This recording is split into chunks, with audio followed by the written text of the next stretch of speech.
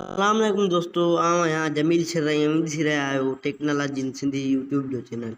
दोस्तों असां हिन यूट्यूब चैनल खे लाज़मी सब्सक्राइब कंदा आहियूं, लाज़मी घंटी वारे बटन खे हणंदा।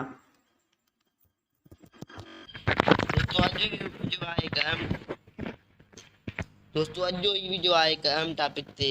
हिकु दोस्त मूंखां सवाल कयो हुयो, दादा यूट्यूब जी वीडियो बग़ैर कंहिं ऐप जे पंहिंजी गैलरी में कीअं सेव कजे। अचो त वीडियो जी शुरूआत कयूं था।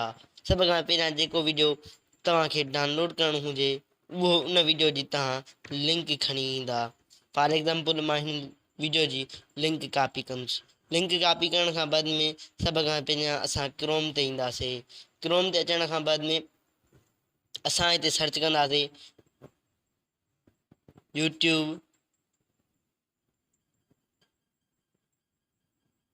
YouTube video downloader with link.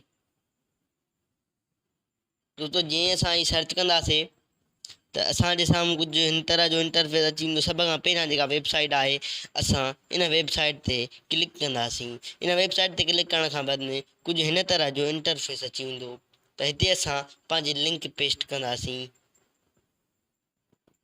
हिते असांखे फॉर्मेट ॿुधाए रहियो आहे, जेकॾहिं तव्हां ऑडियो में करणु चाहियोसि त ऑडियो में करे सघो था, जे वीडियो में करणु चाहियो तव्हां वीडियो में करे सघो था, पर मां हिन वीडियो खे वीडियो में ई कयां थो। हिते गेट लिंक ते क्लिक करे डाउनलोड ते क्लिक कंदासीं। जीअं असां डाउनलोड ते क्लिक कंदासीं त असांजी डाउनलोडिंग प्रोसेस शुरू थी वेंदी। तव्हां दोस्तों ॾिसी रहिया आहियो नोटिफिकेशन में हे वीडियो तक़रीबन 2-3 मिंटनि जो हुयो, वॾो हुयो तंहिं करे थोरी लेट करे रहियो आहे। हीउ तमामु जल्दी डाउनलोड थी वेंदो। जेकॾहिं अॼो कोई वीडियो तव्हांखे पसंदि आयो आहे त मूंखे ॾींदा इजाज़त ऐं असांजे हिन यूट्यूब चैनल खे सब्सक्राइब करणु न विसारींदा। मिलूं था अॻे वीडियो में, तेसीं ताईं ॾींदा इजाज़त। अल्लाह हाफ़िज़।